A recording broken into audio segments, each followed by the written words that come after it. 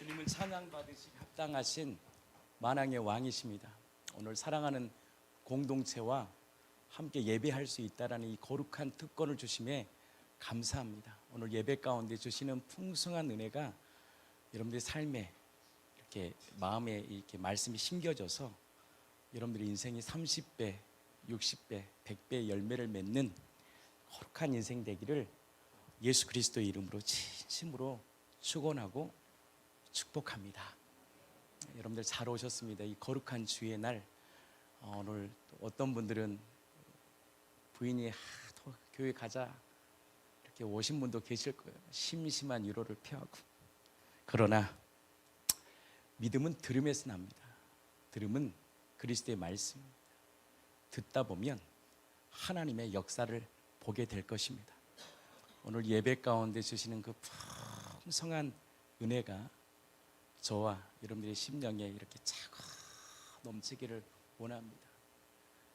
교회는요, 뭐 어떤 사역하는 것도 아닙니다. 생명을 받는 것이고 생명을 받은 자들이 기뻐서 헌신하는 것입니다. 그게 없는 자가 교회 일을 하다 보면 문제가 생깁니다. 제가 항상 그런 말 하잖아요. 하지 마세요. 안 하셔도 됩니다. 이렇게 말하는 것은 뭐냐면 교회는 어떤 일을 하는 것이 아닙니다. 공동체가 함께 모여 예배할 때 예배의 감격 속에서 흘러나오는 그 은혜 안에 각자에게 주시는 은사가 있습니다. 부르심이 있습니다. 어떤 분은 청소를 진짜 기가 막히게 하신 분이 있어요. 어떤 분은 잘 못해요. 제가 봐도. 근데 그거 정죄할 게 없습니다. 내가 못하는 다른 것을 탁월하게 잘하더라고요. 어떤 우리 지체가 이사하면서 여러 가지를 이렇게 저희 공동체가 섬겨주고 이렇게 하면서 이런 것까지 이렇게 해야 되나 이렇게 하는 걸 듣고 아니라고. 당신은 우리가 못하는 것을 하지 않냐는 거예요. 대신 하나님께서 다른 것들을 채워주시지 않냐는 거예요. 이것이 바로 협력하여 선을 이루는 교회입니다.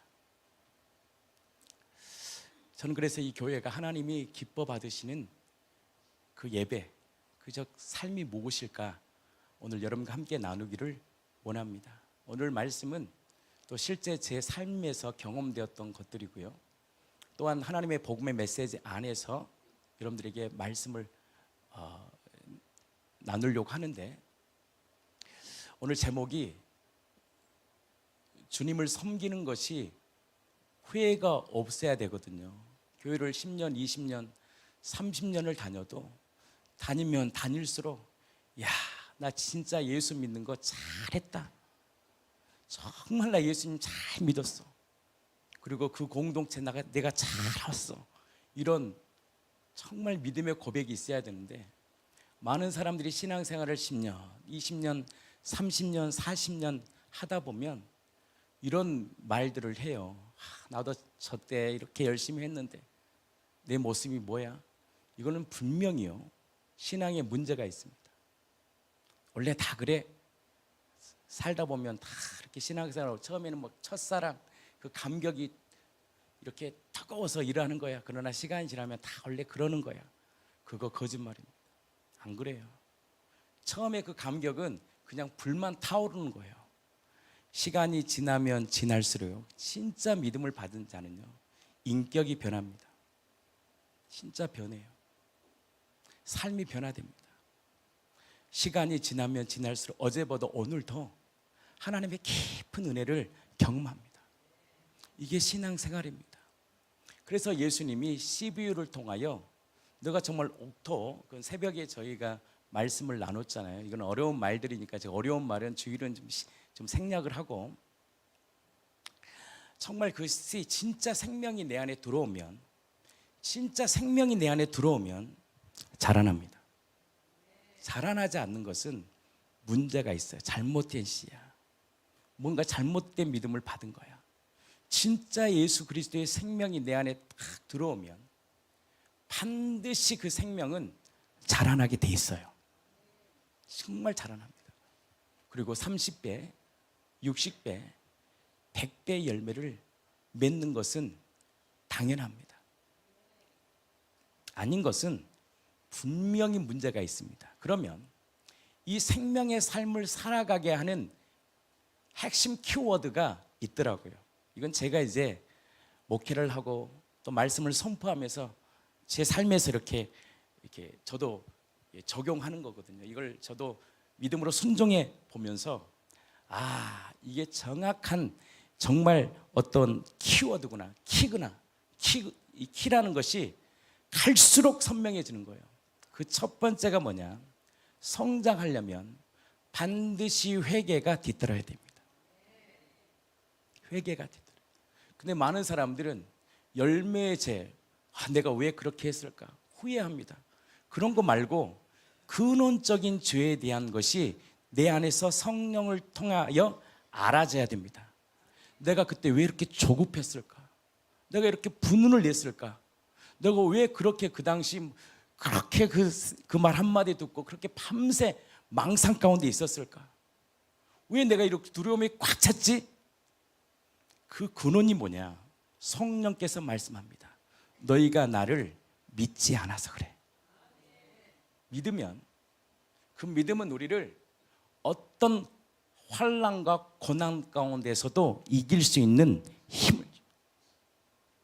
그래서 그 우리 주님께서 우리 제자들이 폭풍 가운데 정말 그 예수님과 어디를 가려고 하는데 폭풍이 치는 거예요. 태풍이 부는 거예요.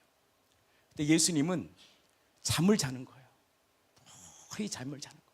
근데 이제 두려움 가운데 떨잖아요. 태풍이 무서운 거예요. 저는 바다 일을 했기 때문에 바다 생활이 얼마나 고달고 힘이 든지를 조금은 압니다. 많이는 알지 못해요.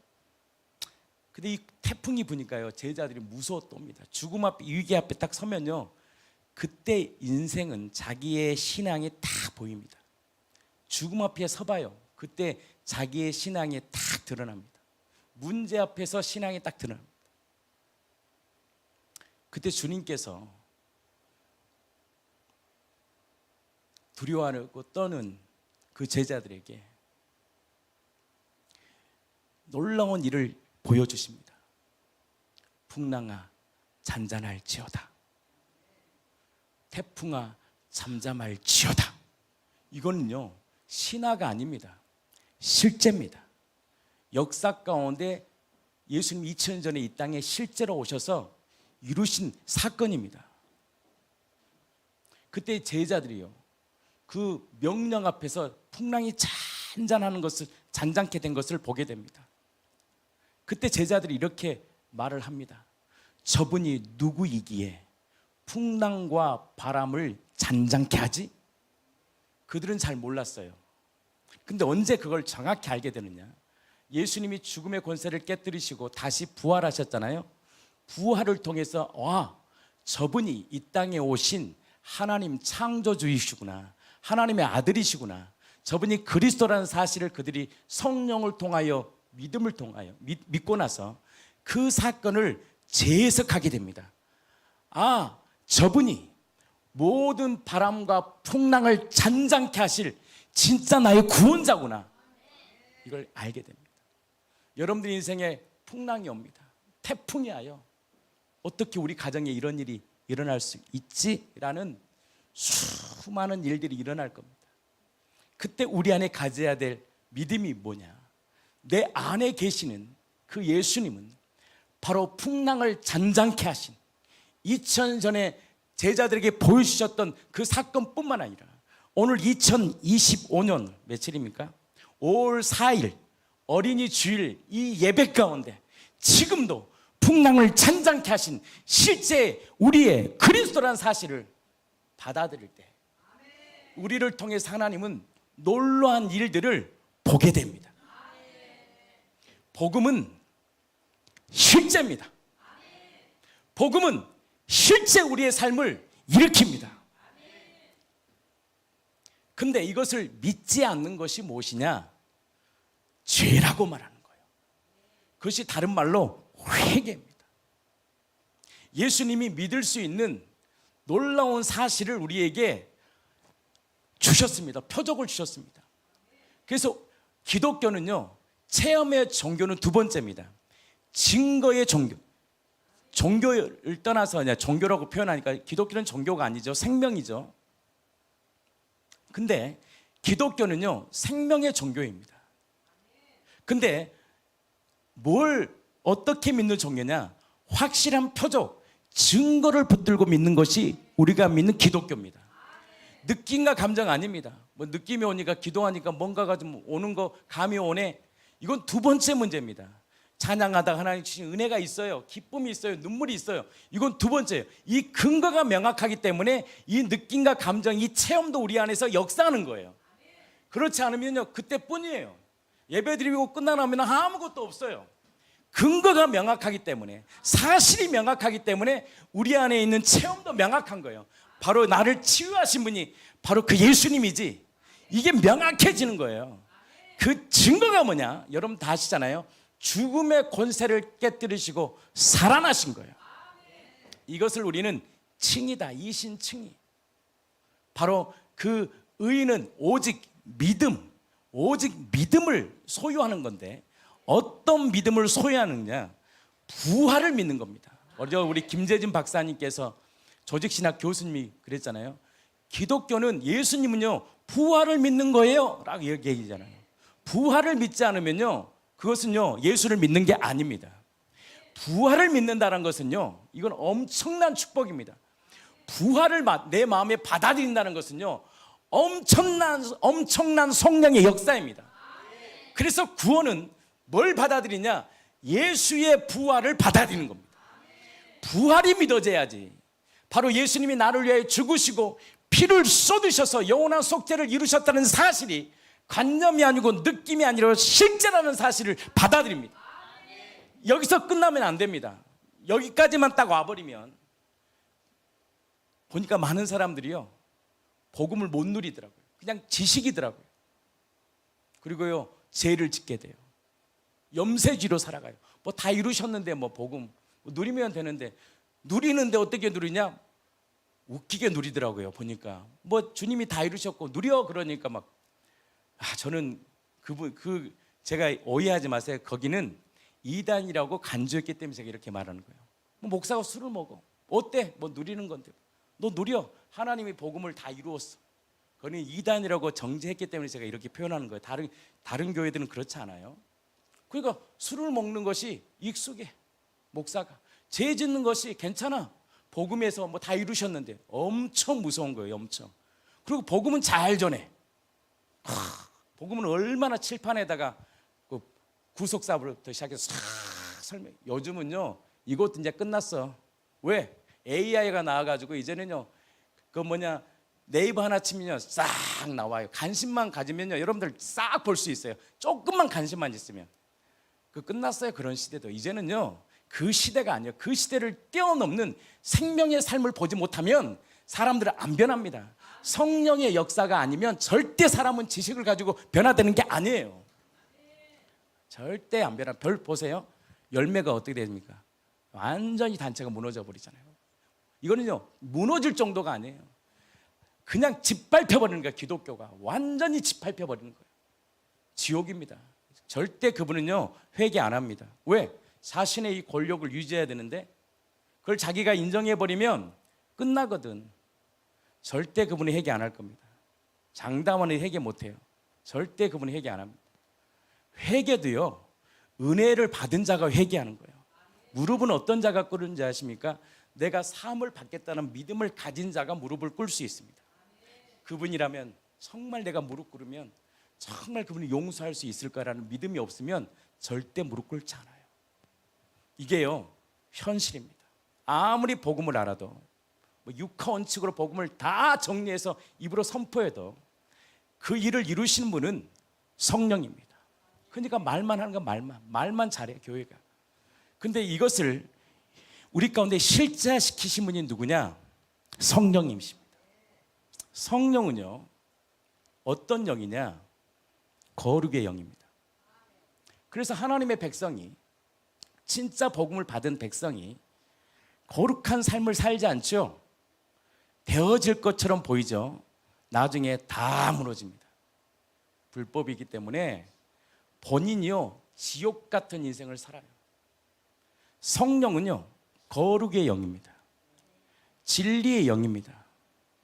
하나님의 뜻 안에, 말씀 안에 살아갈 때 성령께서 그의 입을 통하여 선포되는 그 부활과 그 십자가의 피는 능력이 되고 사람을 완전히 변화시켜 버립니다.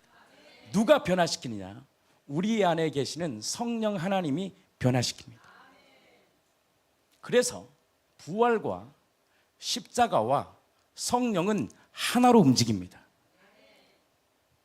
그래서 십자가의 사랑을 알고 부활에 굴복돼서 나 이제 부활 알았어. 야, 부활을 통해 예수가 하나님의 아들이었어? 알았어. 알면서 끝나버리면 그 사람은 나중에 율법주의 됩니다. 부활을 가장한 율법주의, 피를 가장한 율법주의. 이것을 딱 굴복된 사람은요, 그때 그 시선, 하나님의 말씀의 법이, 성령의 법이 그의 인생을 주장합니다. 그때 성령께서 그때야 비로소 하나님의 법을 그들의 마음에 명령하십니다. 야, 너 이제 사랑해. 너 용서해. 너 존중해야 돼. 이런 하나님의 실제적인 것을 명령을, 말씀이잖아요. 주일날, 토요일날에도 그런 말씀들 했잖아요. 우는 자들과 함께 울어. 웃는 자들과 함께 웃어.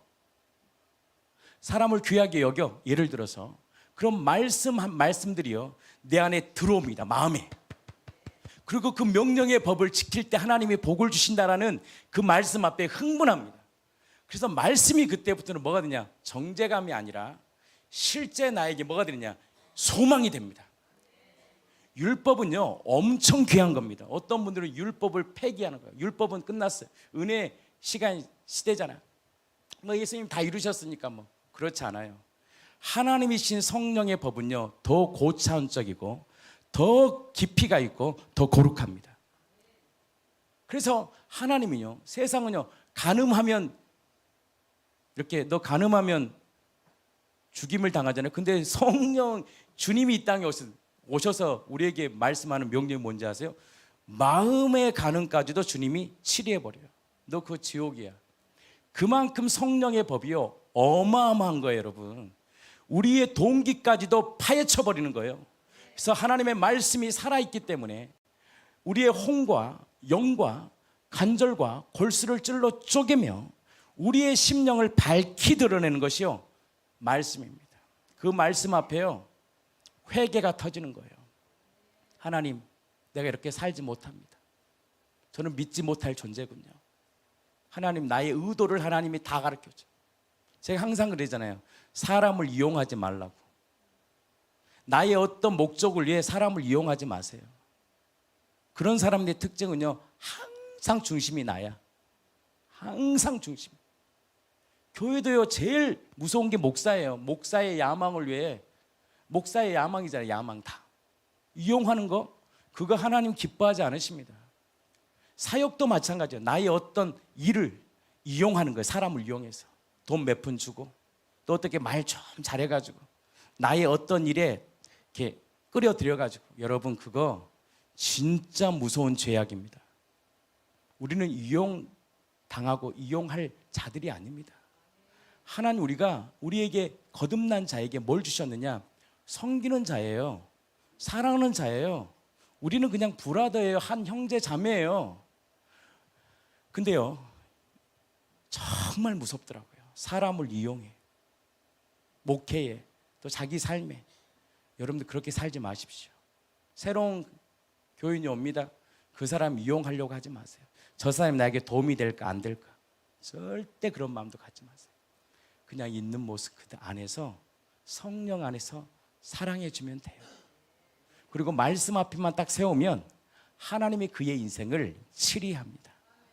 예배 가운데만 세워주시면 돼요.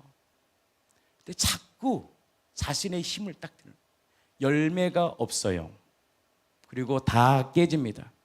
그렇게 친하게 지내. 언니 동생 하면서 한 3달 4달 되니까요, 얼굴도 안 봐. 왠지 아십니까? 이유가 있어요. 그 교제 가운데 존중이 없어서 그러는 거예요. 내가 해야 될 게 있고 안 해야 될 게 있거든. 앞서는 거야.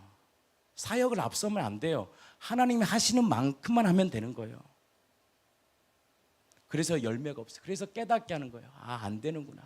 저도 얼마나 많이 실패를 받겠습니까? 그러면서 회개하는 거예요. 주님 죄송합니다. 내가 먼저 앞섰네요. 내가 정말 먼저 앞서서 믿지 못하고 하나님 다 하실 건데, 남편 변화되고 자녀들 변화될 텐데 내가 앞서서 그렇게 안절부절 못했네요. 회개가 임합니다. 진짜 회개가 일어나요. 진짜 회개가 임하자요. 변화가 일어납니다. 변화가 뭔지 아세요? 알아져요. 내 상황이 상태가 알아져요. 내 의도. 남들은 다 알거든요. 그 사람은 몰라. 그 의도가 딱 보여. 나의 의도, 말의 의도들이 보여. 그리고 엎드립니다. 주님, 제가 몰랐습니다. 제가 3, 40년 살면서 하도 인정받고 싶어서 그렇게 행동했던 게 어둠이다 보니까 몰랐네요. 깨닫게 해주십니다. 그리고 회개합니다. 다시는 그렇게 살지 않겠습니다. 누구를 만나도 그렇게 행동하지 않겠습니다. 어떤 분 그래요. 엄청 헌신해요. 엄청. 그리고 한 방에 무너집니다. 내가 어떻게 해줬는지 알아? 그가 다 자기 의미다. 그래서 9번 잘하다가 한 방 말 한마디 푹 던져놓고 상처내고, 그게 다 성령 안에 살지 못해서 그래요. 성령의 충만한 은혜 안에 거하면요, 성령께서 우리의 인생을요 이끄십니다. 그게 바로 하나님의 나라예요. 그 나라를 경험하지 못하잖아요. 100% 신비주의나 율법주로 빠집니다. 마음에 기쁨이 없어. 마음에 행복이 없어. 희락이 없어. 감사가 없어. 그러면 이건요 반드시 점검해야 돼요. 반드시 점검. 왜냐? 십자가에 죽으시고 살아나신 그 예수님을 회개하고 주로 모시면 하나님이 주신 선물이 무엇이냐? 하나님의 나라입니다. 하나님의 나라는 뭐냐? 법 아래, 성령의 법 아래 주시는 희락과 기쁨입니다. 이거는요 경험해 본 사람만이 알아요. 그 십자가의 주신과 부활하심을 믿는 자녀들에게 주시는 최고의 복이 뭐냐? 하나님의 나라예요. 그 하나님의 나라는 두 가지로 말할 수 있습니다. 그게 간단하게 제가 설명할게요. 현재적 하나님의 나라예요. 내 안에서 지금 하나님의 기쁨이 흘러가요. 그러니까 무언가를 내가 이렇게 입술에 말 한마디 행동하는 곳에 뭐가 임하느냐? 그곳에 하나님의 나라가 임합니다. 만족이 일어납니다. 기쁨이 일어납니다. 예를 들어서 엊그제 우리 상은이 엄마가 깜빡 잊고 교회 일을 하다가 유치원에 아이가 있다는 것을 깜빡 모르고 놓쳐버린 거예요. 유치원에 혼자 상은이가 있었겠죠. 얼마나 마음이, 가장 힘든 사람이 누굴까요? 첫 번째 상은이다. 두 번째 선영이다. 선영 집사다. 누굴까요? 두 번째죠. 왜? 상은이는 아무 생각 없어. 왜? 거기서 선생님이랑 잘 놀 거니까. 가장 고통받을 사람이 누구냐? 선영 집사야. 얼마나 마음이 갑자기 힘들겠어요. 근데 딱 전화를 하더라고요.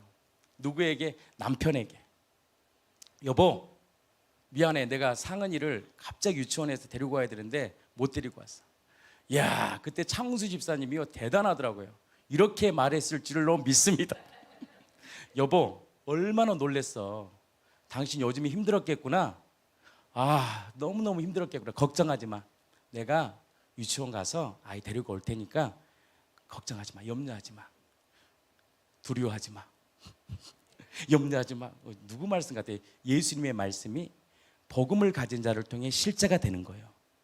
걱정하지 마. 당신 요즘 힘들어서 그런 것 같아. 이런 건 있습니다. 한 달에 막 5번, 6번, 7번 그러면요 검사해야 돼요. 치매 검사.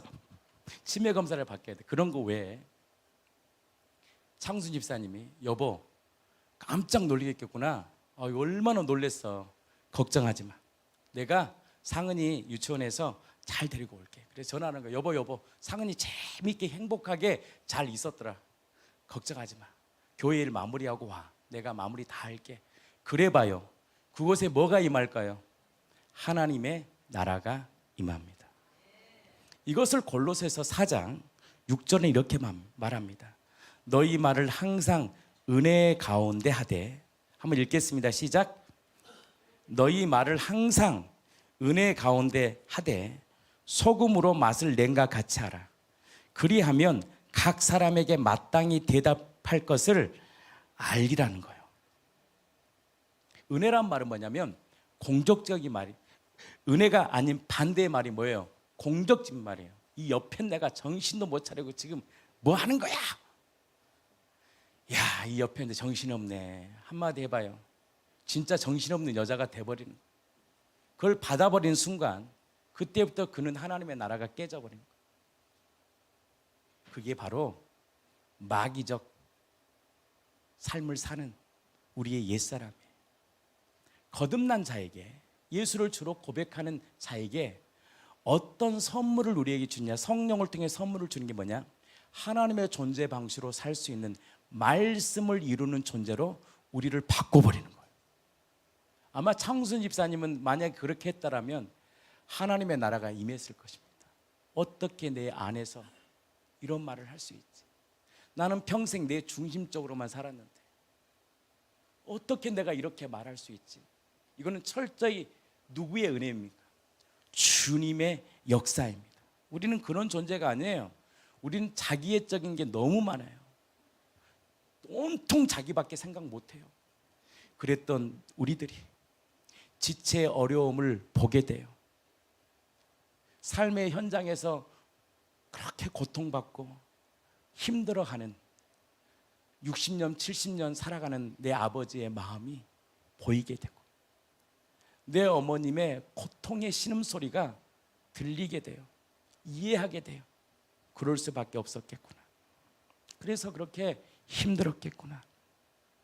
이게 거듭난 새로운 피조물에게 주시는 영생의 삶입니다. 이게 바로 하나님의 형상의 회복입니다. 그때 그 말을 받은, 예를 들어서 얘기하는 거예요. 선영 집사님이 이랬을 것입니다. 아이고 미쳤나? 뭐 저런 말을 해. 절대 그렇게 하지 않았어요. 뭘 받느냐? 그때야 비로소 치유를 받게 됩니다. 그때야 비로소 위로를 받게 됩니다. 그때야 비로소 사랑을 알게 됩니다. 이게 복음의 능력입니다. 그걸 가능케 하신 분이 누구냐? 성령 하나님이십니다. 그래서 은혜 가운데 늘 말이요 부정적이야, 공적적. 집에 들어오면 어떤 분이 그래요. 항상 밥만 줘, 밥 줘, 밥 줘. 너는 뭐 하다 하냐면 맨날 밥 줘다. 아니 들어왔으면 여보 오늘 하루 고생했지? 수고했어. 말 한마디 해보세요. 거기에 그냥 생명이 흘러가는 거예요. 근데 오자마자 아우 짜증나, 힘들어, 밥 줘. 밥은 주겠죠. 그러나 마음은 못 얻는 거예요. 근데 말이 바뀌고 상황이 바뀌면 그것을 내가 고백하는 순간 하나님께서 뭘 주시느냐? 우리에게 하나님의 기쁨을 가집니다. 고맙다. 내가 사랑하는 딸에게 너가 그렇게 말해줘서 고마워. 이것이 바로 복음의 실제적인 삶이라는 거예요. 이 삶을 살 때 우리는 진짜 하나님의 나라를 진짜 누립니다. 그때야 비로소 누리는 거예요. 그 율법의 요구를 이루어갈 때 하나님의 현재적 하나님의 나라를 누리는 거예요. 그래서 골로새서 4장 6절 이렇게 표현합니다. 너희 말을 항상 은혜 가운데서 하되 소금으로 맛을 낸과 같이 하라. 그리하면 각 사람에게 마땅히 대답할 것을 알리라. 소금은 무엇을 의미하느냐? 부패를 방지해요. 봐요. 내가 부정적인 말, 공격적인 말, 짜증 섞인 말을 딱 하면 뭐가 돼요? 우리의 마음이 부패해버리는 거죠. 상처를 받아버리는 거, 순간 아파버리는 거예요. 그거 치유받으려면 시간 엄청 걸려요. 근데 그 상황에서 소금의 맛을 딱 내는 거예요. 소금을 딱 내 안에서. 그래서 여러분들 제가 갑자기 생각이 명확하잖아요. 엘리사가 기적 중에 뭐가 있냐? 물을 먹을 수가 없어. 물을 썩은 물이야.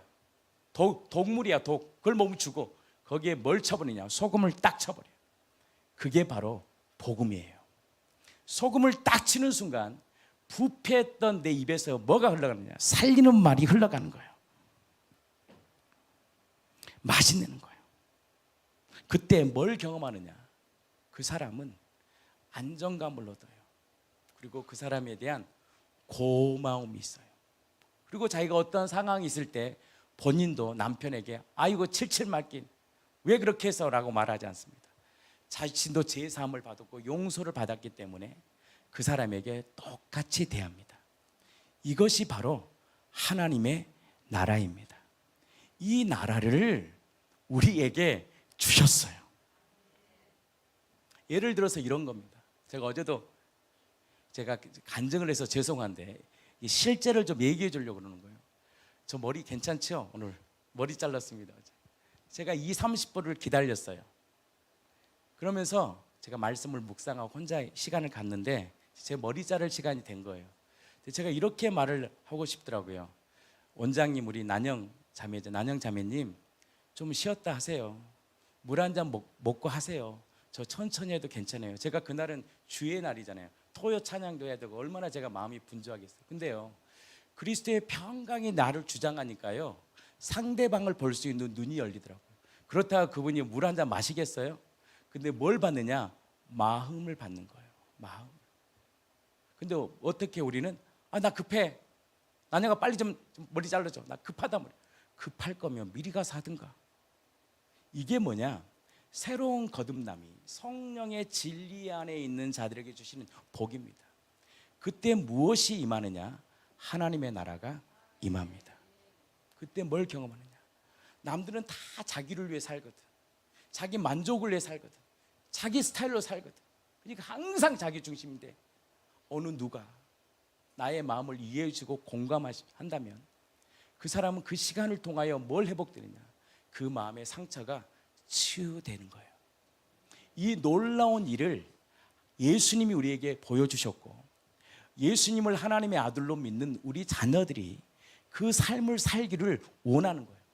이 삶을 살아갈 때만이 하나님의 현재적 하나님의 나라를 누리고, 그 현재적 하나님의 나라를 누리는 자가 주님의 오실 그 재림을 사모하게 됩니다. 이럴 때 아멘을 좀.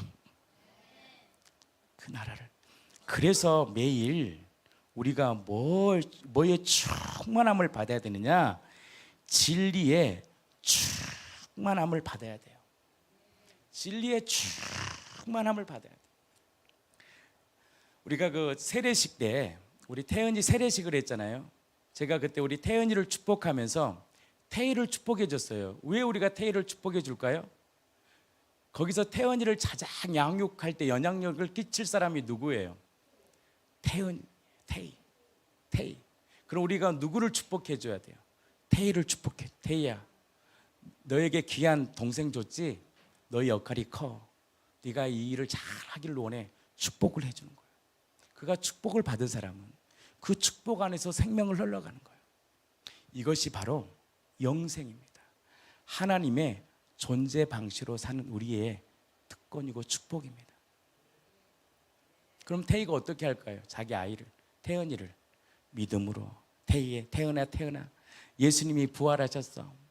태은아, 너가 이렇게 행동하고 짜증내는 거 네가 예수님을 믿지 않아서 그런 거야. 배운 거 그대로 할 거예요. 본인은 안 하면서. 그러면서 자기가 해결하는 거예요. 회개하는 거죠. 나도 안 그러는데. 그러면서 아이가, 태은이가 믿음으로 자라나. 11살이 되고 우리 이렇게 앉아있잖아요. 예쁜 애들 앉아있잖아요. 우리 친구들이 12살 될 때 자기의 입으로 바로 엄마가 믿는 신앙, 아빠가 믿는 신앙, 내 언니가 믿는 그 신앙을 고백하게 되는 거예요. 예수님이 나를 위해 죽으시고 부활하신 나의 주님이십니다. 그 고백을 하나님은 받으신다라는 거예요. 이것이 바로 현재적 하나님의 나라입니다. 이 나라를 주님이 우리에게 십자가에 죽으시고 다시 사심을 통하여 그 부활을 믿는 자에게, 그 피의 사랑을 아는 자에게 이미 주셨습니다. 이것을 발견하는 거예요. 내 안에서 경험하는 거예요. 더 알아가는 거예요. 그때 우리의 말에서, 우리의 삶에서 하나님의 나라를 경험하게 됩니다. 존중감이 흘러가고 배려가 임하고, 좀 잘못한 게 있으면 모른 척 해주는 것도 중요해요. 그걸 꼭 들추는 사람이 있어요. 꼭 들춰요. 친절하게 들춰요. 또 나까지 친절하게 말을, 요즘은 그런 분이 없어서, 우리 교회는 그런 분이 절대 없습니다. 그게 얼마나 무서운 건지 아십니까?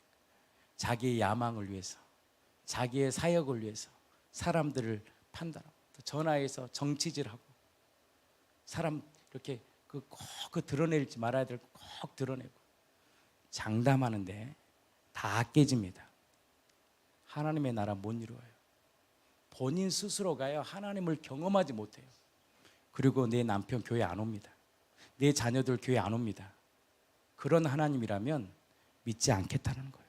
그러나 지금은 내 자녀가 떠나 있고, 지금은 내 자녀가 예수를 안 믿는 어떤 오해가 있었다 할지라도, 믿음의 부모가 믿음 안에서 한 걸음 한 걸음 순종하며 나아가면 반드시 성령을 통해서 언젠가는 우리 자녀들이 다 주님께로 돌아오고 하나님의 나라를 함께 누릴 것을 저는 소망합니다. 바로 이 나라를 주님이 형상을 회복하게 하시려고 바로 예수님이 죽으시고 부활하셨습니다. 단 조건이 있습니다. 이 나라를 경험하려면 여러분들의 마음과 시선을 주님께 향해야 됩니다. 죄를 지어버리면 특징이 있습니다. 죄를 짓잖아요. 저도 조금 내 마음이 어긋남이 있고 좀 실수함이 있고 좀 뭔가 좀 이렇게 죄가 있을 때 저는 안수를 안 해요. 사람에게 안수를 절대 안 합니다. 제가 내 마음에 사인이 올 때 목회자로서 안수를 해줘요. 그러니까 얼마나 저에게는 저주입니까? 내 사랑하는 주의 저 목사잖아요. 안수권이 있는데 내 사랑하는 성도들에게 안수를 못하는 것은 인생의 저주거든. 꺼리낌이 있으면 저는 못해요. 제가 못하겠더라고요. 지금도 이게 뻔뻔하지는 못해, 목회를. 그리고 그것이 해결될 때 제가 이렇게, 왜? 그대로 전가되기 때문에요. 나의 모든 삶이 영적인 거든 그대로 전가되는 거예요. 제가 교회 일을 하면서 다른 데로 가야 됩니다. 우리 모임이 다 갔어요. 저 안 갔어요. 왜냐하면 그렇게 깨어지는 관계 속에서 내가 거기에 동요해서 다른 데 가고 싶지 않더라고요. 그러면 그 영적인 것이 어떻게 흘러가느냐? 우리 교회까지 다 흘러가는 거예요. 이게요, 다 영적인 거예요, 삶이. 그래서 인간관계를 깨트려서라도 제가 그때 다른 데로 안 간 거예요. 왜? 아니, 인간의 실수로, 자신들의 싸움으로, 상대방이 서로 싸우면서 결국 깨어진 단체가 왜 내가 그 자리에 가서 또 내가 그 삶을 살아가냐는 거예요. 영적으로 그 하나님이 싫어합니다. 그럼 누가 복을 못 받느냐? 교회가 복을 못 받습니다. 여러분들 영적인 겁니다. 영적인 거. 그래서 하나님의 마음과 시선이 주님께 향하고 주님의 뜻대로 살아가면 시냇가에 심은 나무가 철을 따라 열매를 맺으며 그 잎사귀가 마르지 아니함 같으니 그가 하는 모든 일에 형통합니다. 담임 목사는요, 목회만 전념하면 되는 거예요. 투자에 관심 가지면 안 돼요. 부동산이 어쩌니. 그건요, 전문꾼들이 하는 거예요. 그 마음을 가진 자들이. 목사는요, 오직 나의 시선과 주님께 향하면 그 생명의 풍성함을 증거할 때 성도들이 꼴을 먹고 사는 거예요. 그럴 때 성령께서 우리의 인생을 풍족히 해주는 거예요. 이 영적인 원리를 모르면 인생이요, 지옥 같은 인생을 살아요. 그러나 온전히 하나님 안에 그 죽으심과 부활을 꽉 붙들고 정말 내 안에서 주시는 내 입술의 말과 내 마음의 묵상이 매일 삶 가운데 인정되고 고백되어지고 실제에서 되어질 때 하나님께서 그 실제적인 예배를 받으시고 복을 주신 겁니다. 그래서 십자가의 주심과 부활을 알아도, 진짜 뭐 복음을 알아도 깨달아도 뭐 굴복했다 할지라도 나의 현재적 삶 가운데 그 성령의 법을 이루지 못하면 그것은 불법입니다. 근데 놀라운 것은 무엇이냐면 성령께서 이룰 수 있도록 우리 안에 힘을 주십니다. 우리의 마음의 중심은 이겁니다. 주님, 내 힘으로 살 수 없습니다. 주님이 도와주셔야 합니다. 저는 선한 것이 없습니다. 나의 마음은 악합니다. 내 육체를 신뢰할 수 없네요. 당신의 은혜가 아니면 살 수 없습니다. 고백하고 성령의 민감함으로 한 가지 일을 순종하며 나아갈 때 성령께서 뭘 주냐? 맛을 낼 수 있는 입술의 지혜와 삶을 풀어낼 수 있는 능력을 주십니다. 저도 마찬가지입니다. 좋은 일만 있겠습니까? 해결돼야 될 것이 많아요. 저는요, 문제가 있을 때 그것을 이렇게 회피하지 않습니다. 기도하다가 장문의 문자를 보냅니다. 그리고 용서를 구합니다. 근데 그러면 상대방이요, 그 마음을 받더라고요. 받으면 연장이 돼요. 몇 개월. 그 몇 개월 뒤면 또 그 다음 걸 추진하면 되는 거예요. 그래서 성령 안에 거하는 거예요. 온전히 내 마음과 시선이 주님을 향해요. 그것이 포도나무와 가지의 비유입니다. 한번 볼까요? 요한복음 15장 5절입니다. 우리 함께 읽겠습니다.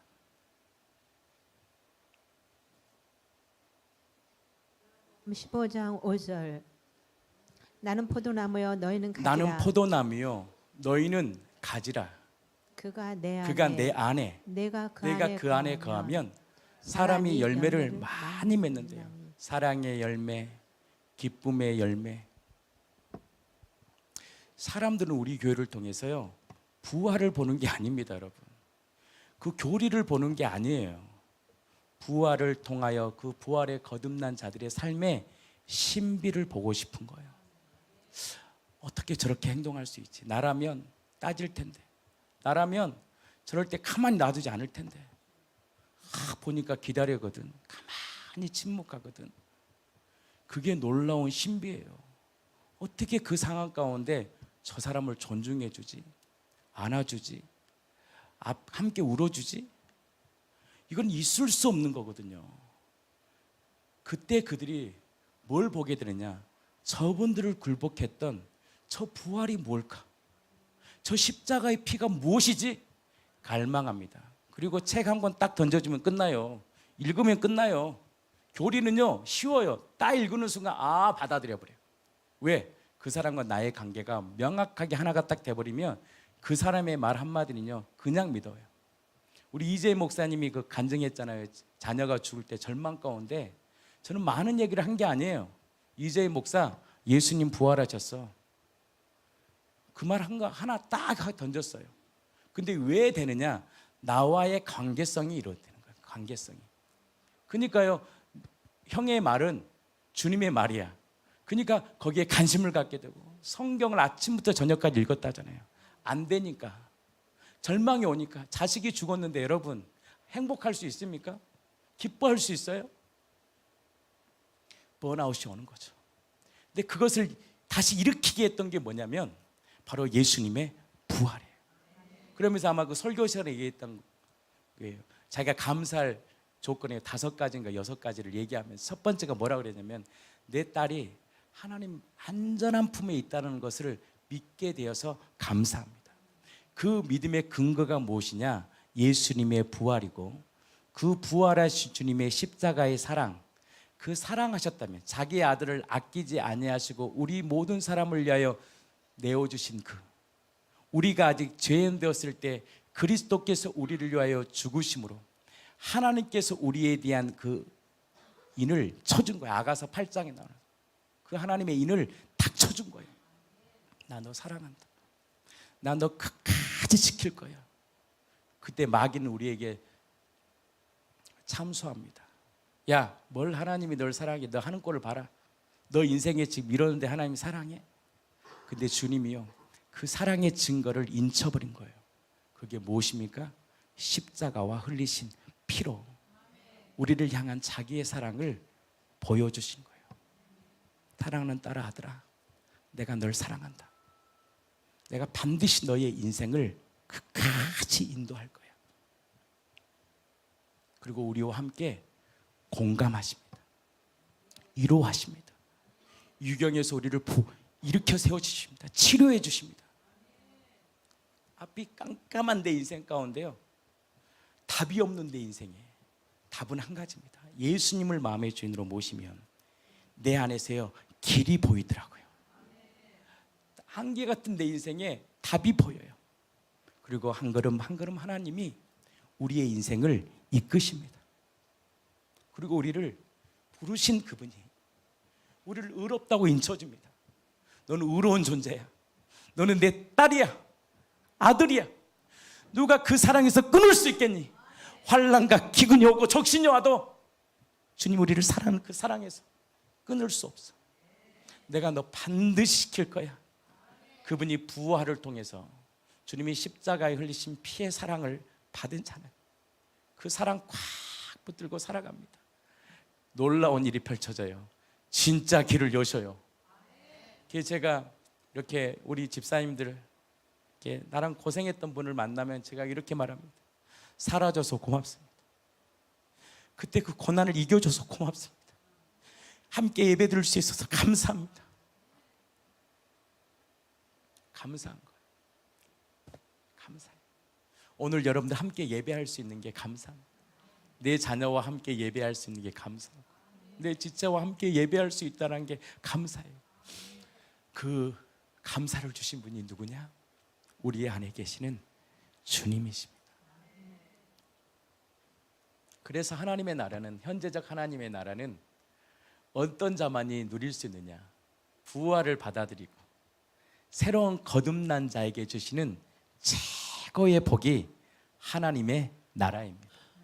나는 우리 공동체가 그 하나님의 나라를 매일 삶 가운데 누리기를 원합니다. 하나님의 나라는 모호한 게 아닙니다. 관념이 아닙니다. 실제입니다. 실제더라고요.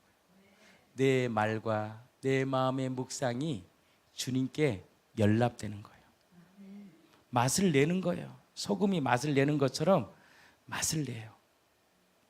다시 한번 읽겠습니다. 골로새서 4장 6절.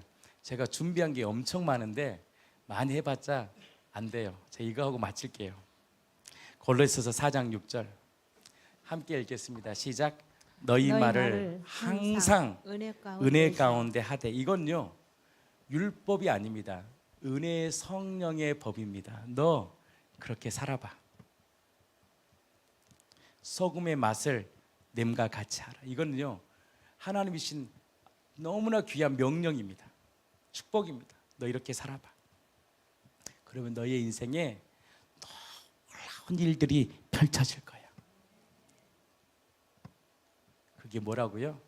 세상이 줄 수 없고 알 수 없는 하나님의 나라, 의 안에. 성령의 의는 정확히 말하면 율법인데 더 정확히 말하면 성령의 법입니다.